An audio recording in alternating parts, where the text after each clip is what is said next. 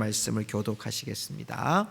앞에 있는 화면을 참고하시고요. 321페이지 신약성경이 있습니다.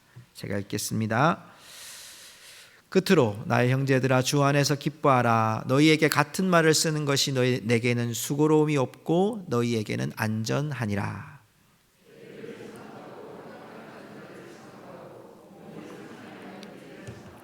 하나님의 성령으로 봉사하며 그리스도 예수로 자랑하고 육체를 신뢰하지 아니하는 우리가 곧 할례파라.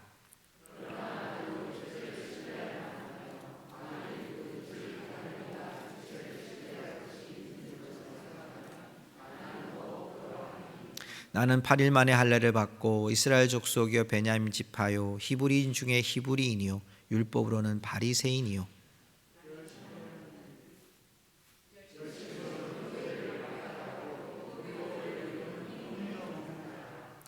그러나 무엇이든지 내게 유익하던 것을 내가 그리스도를 위하여 다 해로 여길 뿐더러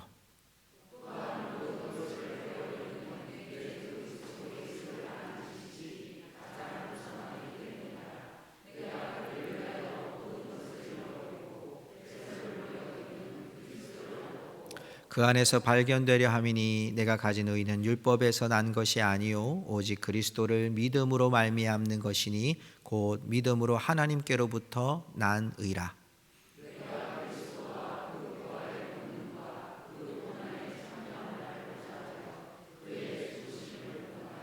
어떻게 해서든지 죽은 자 가운데서 부활에 이르려 하노니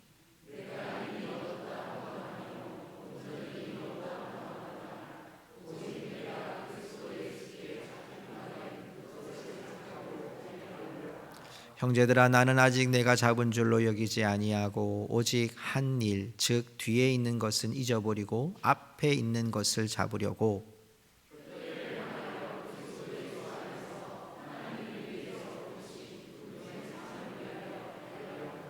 그러므로 누구든지 우리 온전히 이룬 자들은 이렇게 생각할지니 만일 어떤 일에 너희가 달리 생각하면 하나님이 이것도 너희에게 나타내시리라. 그대로 행할 것이라. 아멘. 자리에 앉으시기 바랍니다. 지난 한 주간 다음 세대 수련회 겨울 캠프를 진행하면서 기도의 힘을 참 많이 느꼈습니다. 감당하기 힘들었던 순간들 속에 성도님들이 기도하고 계시구나. 그래서 생각하지 못했던 힘들이 불쑥불쑥 튀어나오는 것을 제가 느꼈습니다. 정말 기도의 힘은 너무나도 강하다라는 생각을 하게 됩니다. 우리 이렇게 하면 좌우에 계신 분들에게 인사하면서 축복하면 좋겠습니다. 당신의 기도가 나를 살렸습니다. 이렇게 인사할까요? 당신의 기도가 나를 살렸습니다. 아멘. 우리가 지난주에 동력함이 기쁨이다라는 말씀을 통해 바울이 자신을 전제로 드려도 아깝지 않고 또 디모데는 연단을 받아도 에바브로디도는 함께 군사가 되어서 정말 전우회로 함께 했던 그 모습들을 통해 우리가 그리스도를 존귀케 하는 자의 삶을 살아가는 것, 그것이 우리의 큰 기쁨인 것을 함께 나누었습니다. 오늘은 바울이 3장 1절에서 이렇게 시작을 하죠. 끝으로. 여러분 끝으로라고 하면 마지막으로 이렇게 여러분 생각을 좀 많이 하시죠.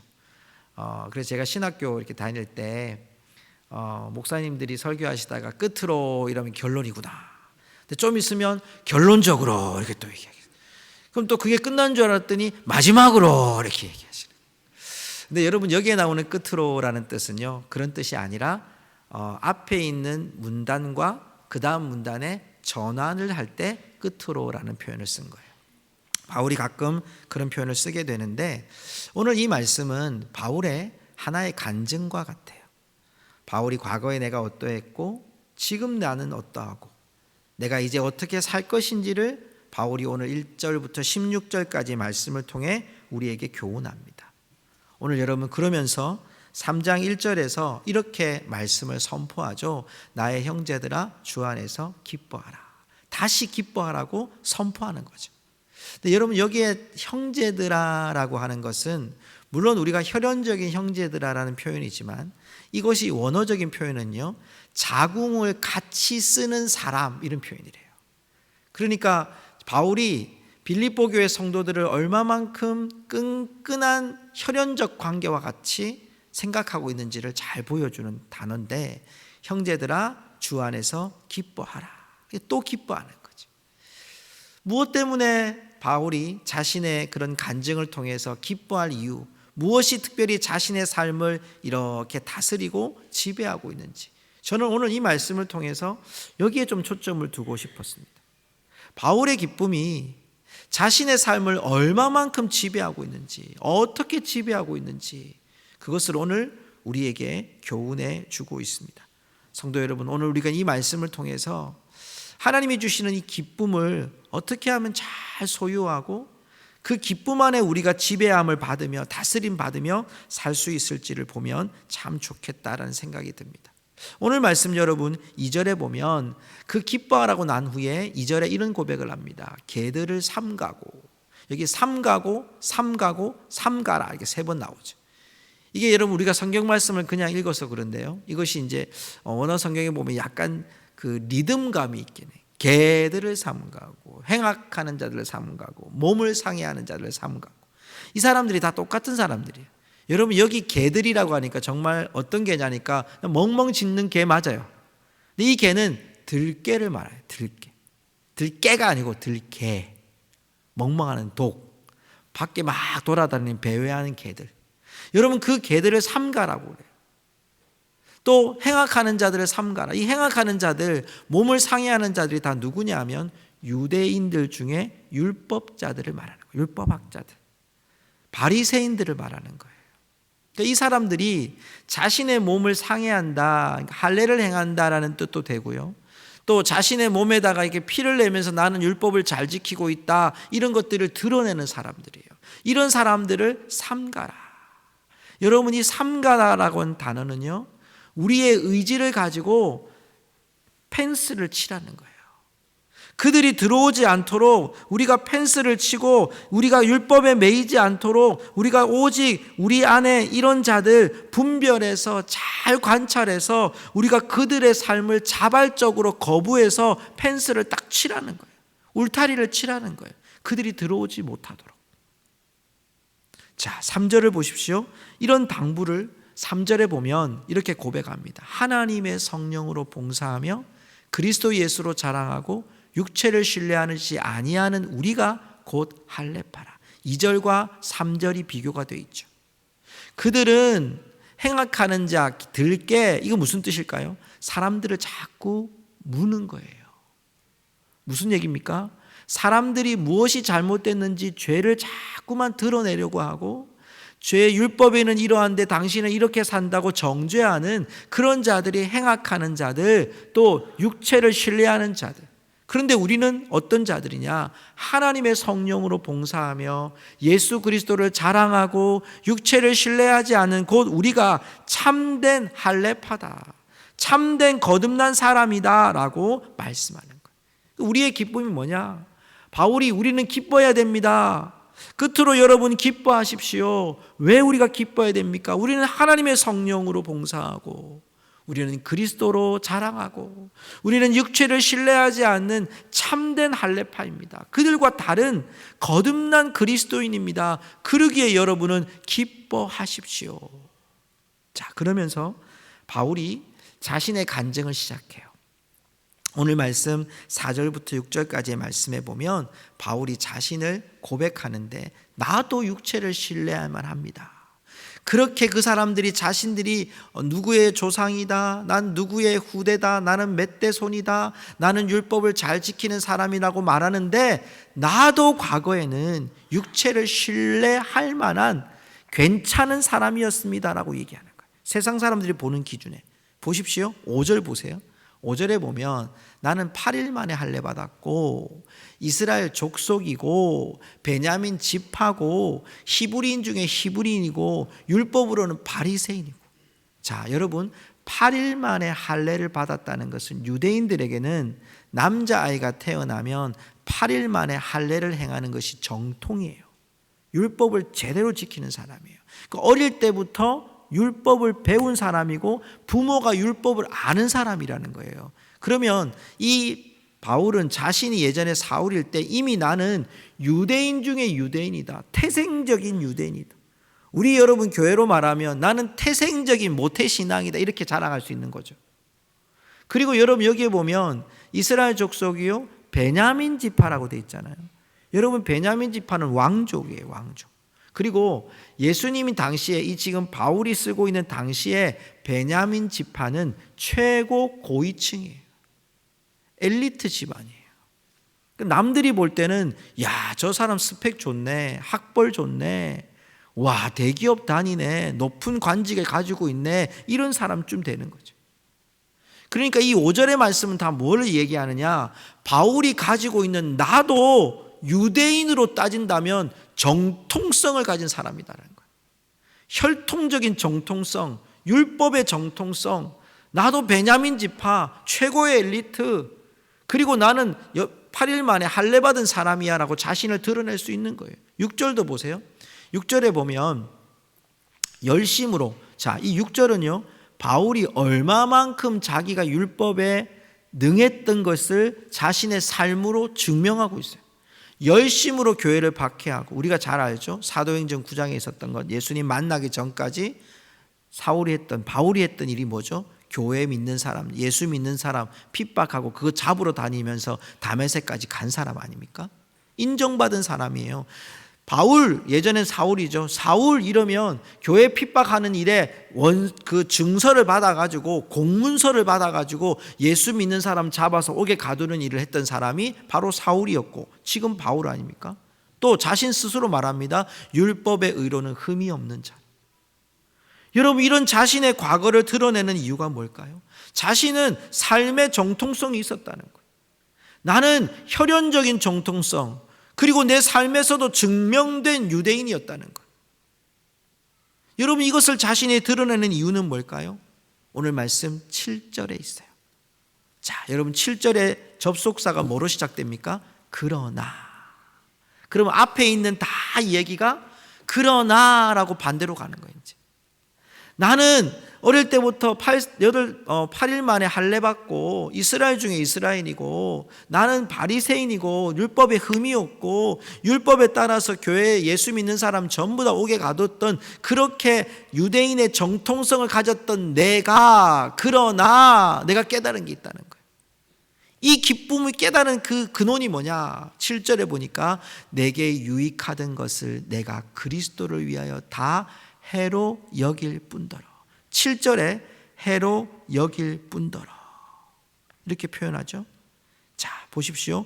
또 8절을 보십시오. 8절에도 보면 모든 것을 해로 여김은, 이 말을 바꾸어서 8절 후반절에는 모든 것을 잃어버리고 배설물로 여김은, 해로 여김을 2번이나 강조했어요. 그리고 그것이 다른 말로 모든 것을, 해로 여긴다는 표현을 다르게 표현하는데 모든 것을 잃어버리고 배설물로 여김은, 저는 여기서 참 귀한 2가지 진리를 발견했어요. 하나는 뭐냐? 지금 바울에게 해로 여긴다는 것은 예수 그리스도가 얼마나 중요한지를 깨닫게 해요. 또 하나, 여러분 보십시오. 예수 그리스도를 아는 지식이 가장 고상하기 때문이다. 가장 최고의 가치이기 때문에 나는 내 의지적으로 버리는 거예요. 해로 여긴다. 여러분이 해라는 것은 가치가 없이 여긴다, 쓸모가 없이 여긴다는 뜻이거든요. 조금 더 쉽게 얘기하면 쓰레기통에 버린다, 이런 뜻이에요. 그리고 여러분 여기 말씀 마지막 구절에 보면 배설물로 여김은 이렇게 돼 있잖아요. 자, 우리나라 말은 굉장히 점잖아요. 배설물 이렇게 돼 있어요. 여러분, 배설물로 여긴다. 다른 성경에 보니까요, 요즘 현대어로 말하면 음식물 쓰레기 이렇게 얘기했어요. 내가 예수 그리스도를 믿는 가장 고상한 지식, 예수 그리스도를 믿는 가장 고상한 믿음, 최고의 가치, 그걸 위해서 나의 모든 것, 무엇이었습니까? 유대인의 정통성, 삶의 정통성, 사람들이 나를 보고 정말 저 사람은 율법에 능한 사람, 흠이 없는 사람이라고, 바리새인이라고, 심지어는 가말리알 문화에 있는 최고의 학벌을 가지고 있었던 바울 자신이 나 그거 전부 다 쓰레기통에 버립니다. 나 전부 다 배설물로 여깁니다. 내 의지적으로 난 그것을 내세우지 않겠습니다. 난 그것을 다 쓰레기로 취급을 하겠습니다. 왜? 내가 그를 위하여 모든 것을 잃어버리고. 왜? 내 주 그리스도 예수를 아는 지식이 가장 고상하기 때문에. 그리고 여러분, 이 말씀이 오늘 이 구절의 가장 큰 주제입니다. 우리 한번 따라해 보십시다. 그리스도를 얻고.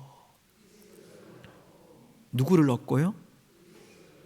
3장 8절 마지막에 배설물을 다 여기는 이유, 내가 그리스도를 아는 지식이 가장 고상하기 때문에 내 모든 것을 잃어버려도, 내 모든 것을 다 쓰레기통에 버려도 나는 그리스도를 얻는 것이 나에게 가장 중요한 가치입니다.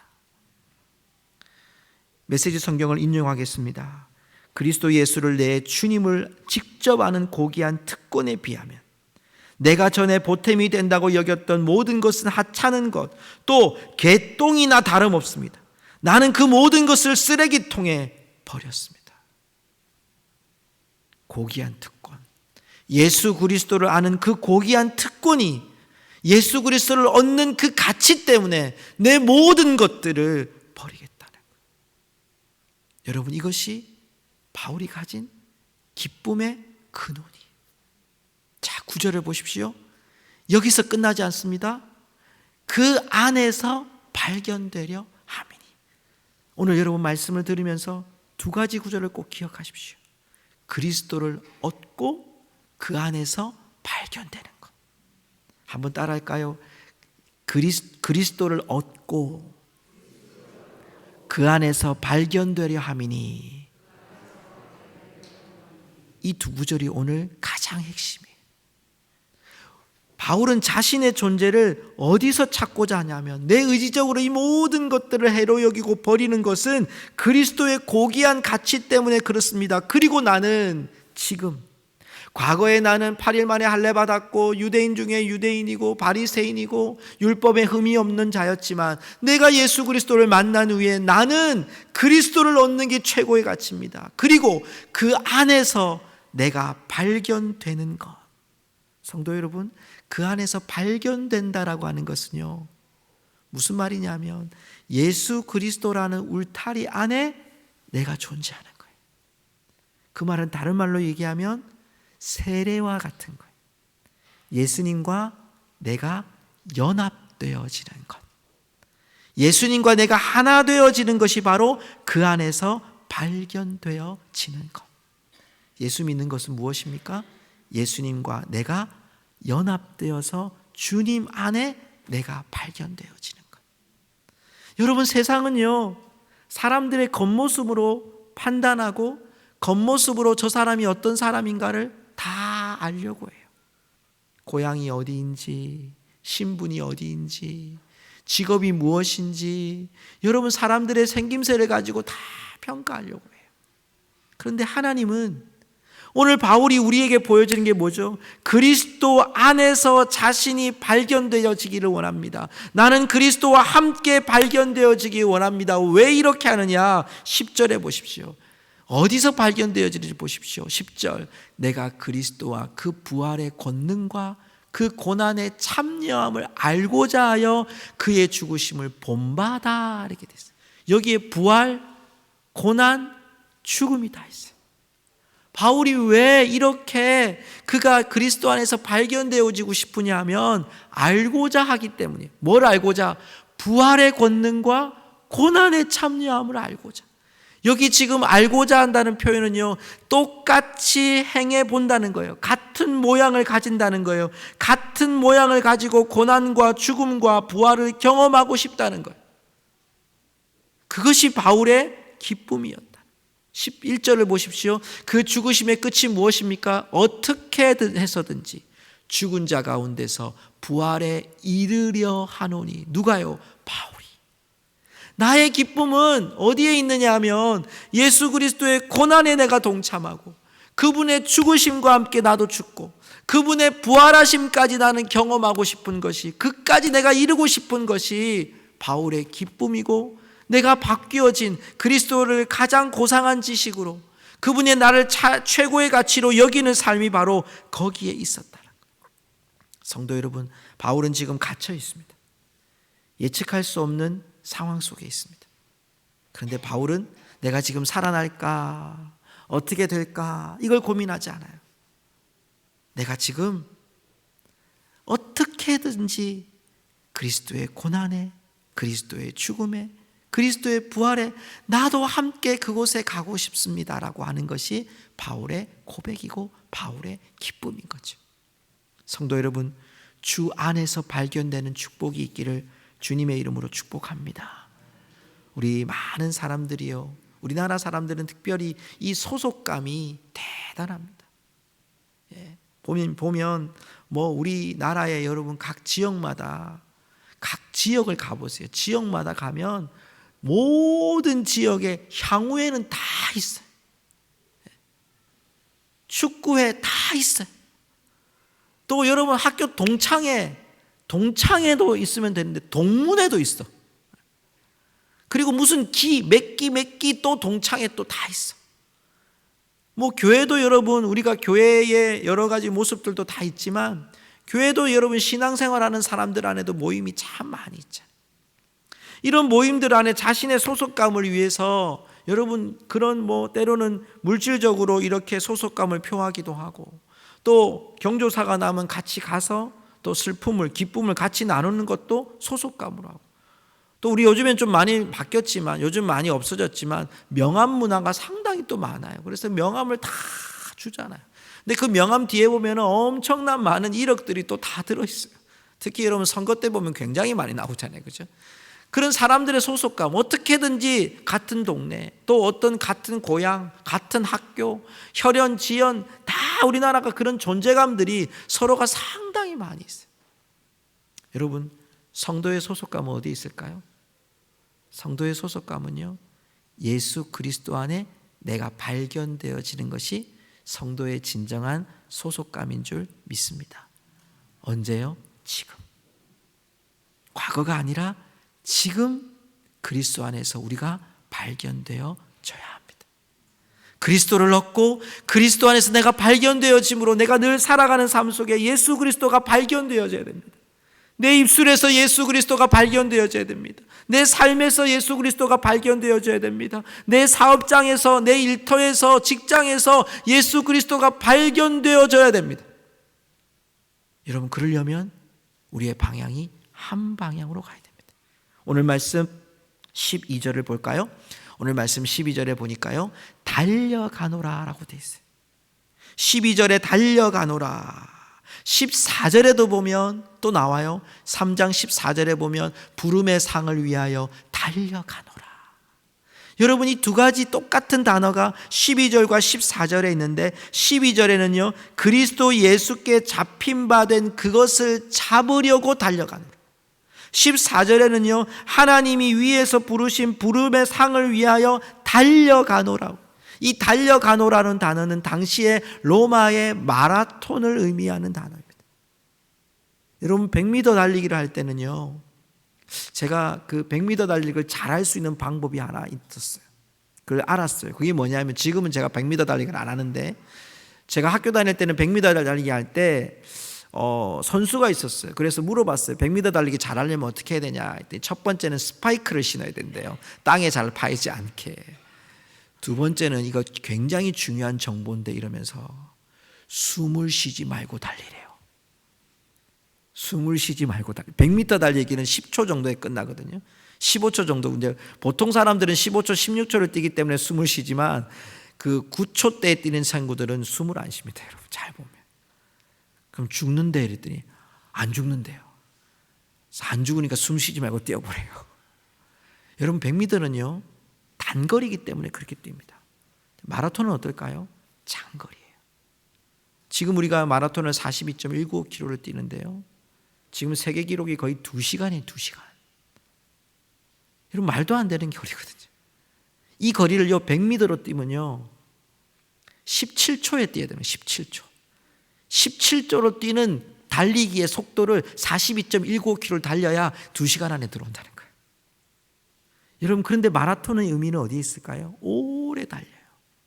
우리가 여기에 달려가라는 것은 달려가노라라고 하는 의미는 여러분 빨리 가는 것이 아니라 끝까지 달려가는 거예요. 부름의 상을 위하여 끝까지 달려가는 거예요. 잡힌 것을 잡으려고, 예수께 잡힌 바 된 그것, 복음을 붙들고 끝까지 잡으려고 달려가는 거예요. 지속적으로 달려가는 거예요. 마라토너가 되어서 끝까지 달려가는 거예요. 부름의 상이 내게 올 때까지, 주님이 다시 나에게 부르실 때까지, 내가 주님 앞에 나아갈 때까지 계속해서 여러분 이 상을 향하여 달려가는 거죠. 주님 안에서 발견되기 위해서 부단히 노력하며 부단히 애를 쓰며, 우리가 늘 분투하며 싸워야 될 것이 무엇입니까? 늘 우리 안에 내가 예수 그리스도 안에 내가 발견되어지는지를 늘 고민하면서 오늘도 내일도 살아가는 거예요. 그것이 주님이 오실 때까지, 그 부름의 한 방향을 위해서 우리는 우리의 삶에 우리를 다스려 주시고 우리를 지배하시고 우리를 통치하시는 그 기쁨이 우리 가운데 계속해서 나아가기 위해서는 여러분 오늘 이 삶 속에 그 잡힌 바 된 그것을 위하여, 부름의 상을 위하여, 영광스러운 면류관을 위해서 우리가 달려가야 하는 것입니다. 디모데후서 4장 8절에 보면 이제 우러는 나를 위하여 의의 면류관이 예비되었으므로 주 곧 의로우신 재판장이 그날에 내게 주실 것이며 내게만 아니라 주의 나타나심을 사모하는 모든 자에게 도니라. 언제 갑니까? 주님이 오시는 그날, 의의 면류관이 예비된 그날을 위해 우리가 오늘 지금 주님 앞에 발견되어져서 가는 거예요. 성도 여러분, 믿음은 과거형이 아닙니다. 믿음은 현재형입니다. 여러분, 지금 주님을 맞이하고 주 안에 내가 발견되어져야 여러분 주님이 오시는 날, 의의 면류관이 예비된 그날 주님을 만날 줄로 믿습니다. 말씀을 맺습니다. 지난 겨울 캠프 때 일입니다. 마지막 날 선생님들끼리 대항하는 게임이 있었습니다. 우리 선생님들도 몇 분이 나가셨는데요, 우리 6학년 아이들이, 6학년에 이번에 5명 아이들이 왔거든요. 그 아이들이요, 목사님도 나가세요 그랬어요. 내가 나가서 1등하면 어떻게 할래 했더니 환호성을 질러주겠대요. 제가 나갔을까요? 안 나갔을까요? 네, 나갔죠. 제가 몇 등 했을까요? 1등 했죠. 애들이 난리가 났어요. 우리 목사님 1등 했다고. 여러분, 들어오니까 아이들이 환호성을 치고 난리가 났어요. 그러더니 그 다음부터 갑자기 안 하던 친한 척을 막 하는 거예요. 몸을 기대지를 않나, 뭐 사달라고 하지를 않나.